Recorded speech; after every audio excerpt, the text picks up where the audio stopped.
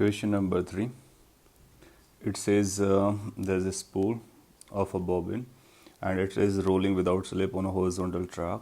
Radius of the spool is known to us and flanges is significantly greater than r. At certain instant of time, the speed of 2 points which are diametrically opposite, they have the speeds like v1 and v2. We need to find the velocity of center of the bobbin, as well as we need to locate the points with some particular condition.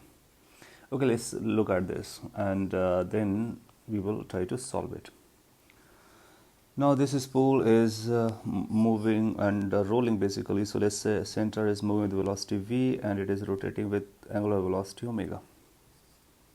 So condition of rolling will be that this point which is in the contact with the ground should not be moving related to the ground. That's the condition for rolling, you know that. So if we apply that condition of rolling, so rolling condition will give us v must be equal to small r into omega. Okay, now it says there are two diametrically opposite points that we need to consider and their speeds are this, v1 and v2. So they can be any point on the diametrically opposite locations. So we need to take a general point on that spool. So let's say the point we are catching is this point and diametrically opposite point is this. So let's say this is one point, this is point number 2, and these points are or this diameter is making an angle theta with the horizontal direction. So we can enlarge this and see like this. Let's say the 2 points that we have denoted are these, and this is point 1, this is point 2. This was the center which is having velocity v, so this is horizontal direction, that is angle theta. We know in case of rotation the velocity at any point is written by as a combination of the two, combination of translatory velocity as well as rotational velocity. So at this one point you will find there will be velocity v in this direction as well as r omega in this direction. This is r omega. Now this r omega is further going to be equal to v, because we know that r omega is equal to v. Similarly, for 2 point velocity can be written as, due to translation, it's going to be v. Because of rotation, it's going to be perpendicular to this thing, and it's going to be equal to r omega, which is again equal to v. This is also a perpendicular. Now the speed, when we talk about the speed, we basically say a magnitude of velocity in case of instantaneous situations. So the resultant of these two should be v1, the resultant of these two should be v2. What we can do, we can estimate the angles that we know. So we say that if we go for this, so this angle is going to be theta, so this is going to be 90 minus theta, and we can make the two component of r omega, one in this direction, another in this direction. So I'm making the component of r omega, and you'll find this angle is going to be theta.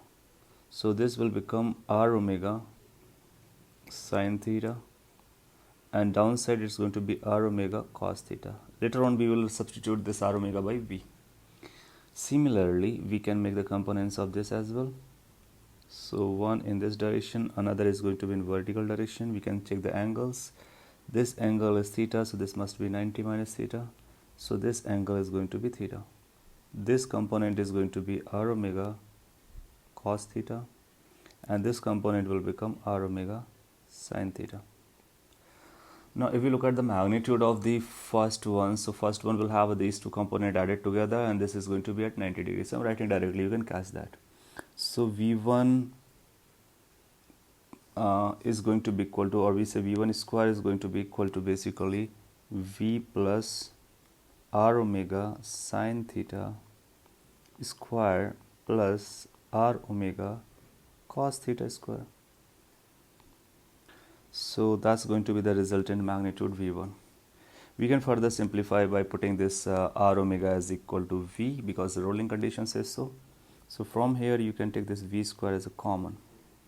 If we take this v square as a common, so we are going to get it as like 1 plus sin theta square plus cos theta or cos square theta, you can call it as.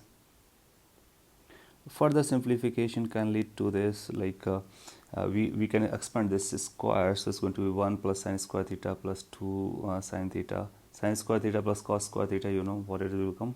It will come 1 again, so 1 plus 1 is going to be 2, 2 plus 2 this sin theta. Calculation you can verify, that's not an issue. So we are getting like this v1 square is equal to 2 times v1 square is equal to 2 times v square 1 plus sin theta. So that is our v1 square, one relation we have got. Similarly, we can get the relation for v2, the resultant of the secant. So v2 square also, or in a similar manner, we will say it's going to be like v minus r omega sin theta, so that's going to be v sin theta square plus r omega cos theta is perpendicular, so you can say it's like v cos theta whole square, or maybe like r omega cos theta whole square. So if you simplify, it's going to be equal to like we can write it directly, like there is a minus coming, that's all right. So this minus will bring a minus there, so it's going to be twice v square 1 minus sin theta, and that is v2 square. Now theta is something that we have introduced, right, and that is unknown for us. So that is relation number 2. Our interested is to find v. So we can eliminate theta just by adding these two equations. So calculation can be performed over here by doing 1 plus 2. When we do 1 plus 2, so we are going to get like v1 square plus v2 square is going to be equal to twice v square. Within the bracket, you'll find 1 and 1 will add up as a 2, and sin theta will get cancelled out. So from here, this v square is coming as v1 square plus v2 square divided by 4. So what the v is coming, the velocity of center of mass that we were interested in, is going to be under root v1 square plus v2 square. Square root of 4 is going to be 2, so that will come 2. So this will become the answer for the first part. So that's our answer. Now there is another part B as well. Now part B says we need to locate the points on the flange, that means on this outer radii, which is significant more than spoon radii, that are moving vertically either upwards or downwards with a speed equal to that of the center.